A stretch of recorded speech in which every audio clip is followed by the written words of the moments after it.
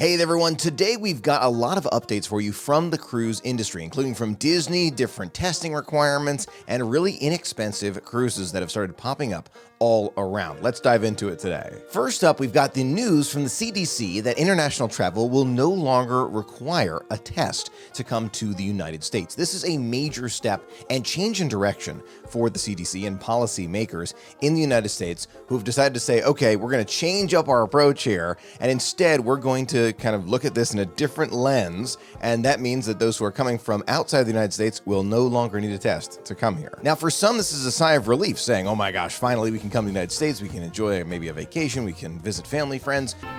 Yes, to all.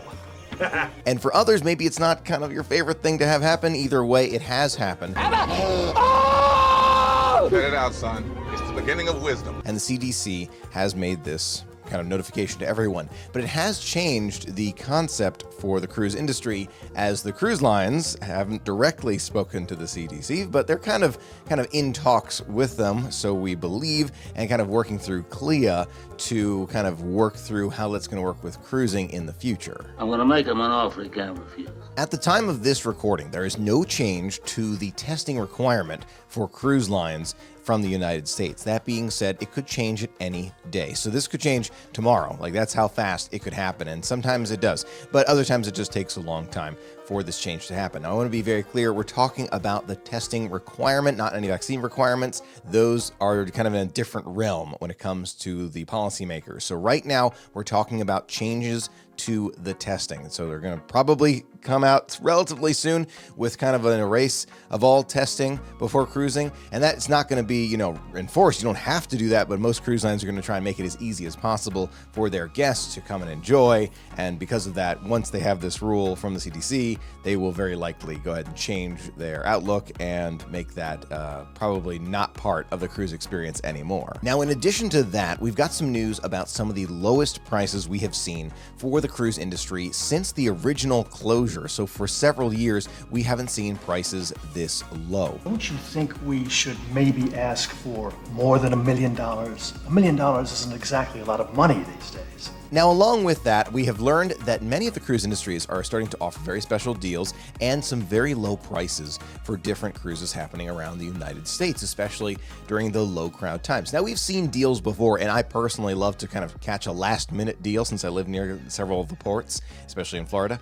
But for me, this is a big deal because it means that they're trying to entice guests to come back with these lower rates, despite the fact that many of their costs, the cruise line industry costs, are continuing to go up and increase. It's not about money, it's about sending a message. Clearly, this is meant to bring in more guests, there's no question about it, but it probably also means that they're kind of under pressure to make cruising as easy as possible. Now, that could mean changing the testing requirements, also could mean changing the vaccine requirements. We don't know what the future holds, but it's very interesting to see that this is all starting to happen all at once as this industry is starting to take off again. Now, speaking of last-minute cruises, if you are looking for a last-minute deal on a cruise line, I do recommend several times of year. Hurricane season, or wave season as I've heard it now called, is usually a really good time to find some amazing deals on the cruise lines. In addition, if you think about, school schedule, when school is out of session, it's likely going to be a little bit more expensive. When school's in session, it will likely be less expensive. So it kind of follows a general school schedule. Think of kind of early spring or late fall. Late fall tends to be very inexpensive. Now, in addition to that, if you're thinking to kind of look at the last minute deals, as I have done for a little while now, this comes kind of as a double-edged sword. And we can do other videos about this in the future, but for those who look for that last minute deal, sometimes it doesn't exactly work out as you think. Many of the big rooms are already sold.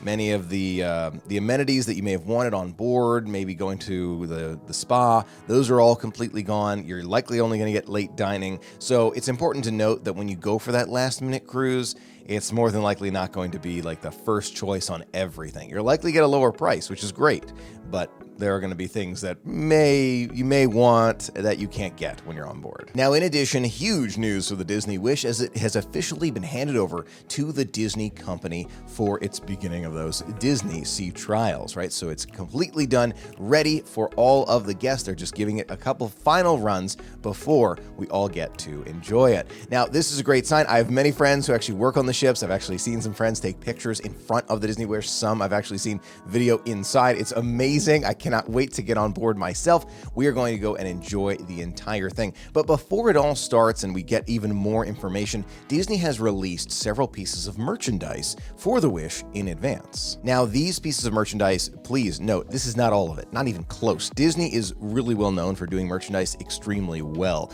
and they will no doubt have much more merchandise than this, but this is our first look at some of it on board. First up here is the Cinderella Disney Wish kind of logo. Now, this is going to be used on handbags, apparel, coasters, and more, but we can clearly see the Disney Wish kind of with the, I don't know, the fog or the clouds all around as it's sailing through the dreams, right? Imagine that, the dreams and the wish, and you get the idea.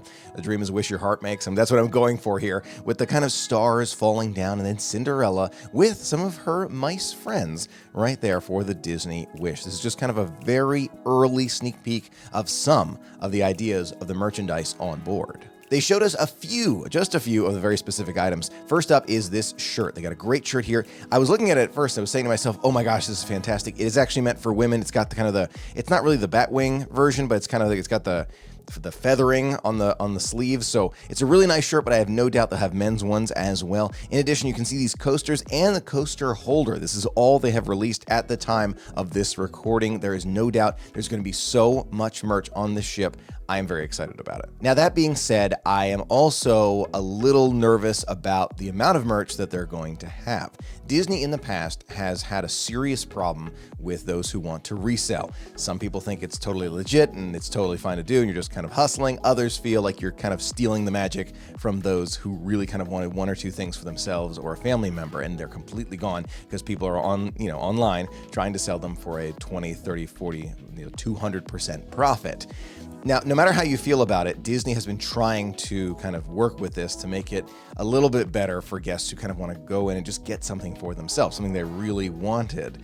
I think that Disney has to take a little bit of a stronger approach here to ensure that there is enough merchandise for all of those who want it. There is a problem here. If Disney sells every piece of merchandise, they make all the profit and they don't really care who they sell it to, right? They've already sold it all, right? And I feel like that's where the care needs to come in. Disney needs to be able to say, you know what? No, we want to make sure that guests are limited to 1 or 2 per person for the entire length of the time that they have it. How they can do this on the cruise line is easier than at Walt Disney World. At Walt Disney World, they do usually limit some of these items to 2 per person, but people find ways around it. I'm just going to put it that way. People find ways around it. You see people pushing carts full of merchandise. It's happened many times. No matter how you look at it, it just continues to happen. People find these loopholes. On the cruise line, Disney can very easily solve this problem by scanning your key to the world card, your ID that you use to go all around the ship. You can only buy maybe 1, 2, whatever it is, 3 pieces of merchandise or 3 of that item. That's totally fine. You can get 3 of everything, no problem. Just not 100 or 50 of everything, okay?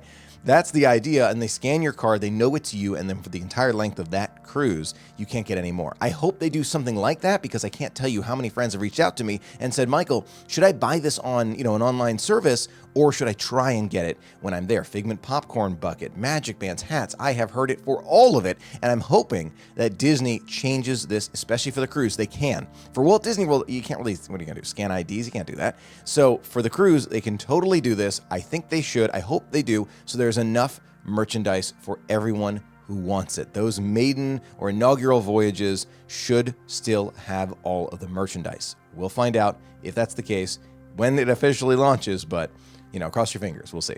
Hold on to your butts. Tons of fun we're going to have on the cruise now and in the future. Looking forward to sharing it all with you. If you're excited for the Disney Wish and all the other Disney and cruise updates, let me know in the comments below what you're most excited about. And if you're going to be on the Wish, I want to hear about it in the comments below and how excited you are out of 10. Is it 10 out of 10? Or is it possibly 11 out of 10? Let me know in the comments below. I want to hear from you. A huge thanks to our patrons for making all of our videos possible. And thanks to you for watching. Until next time, have a magical day and see you real soon.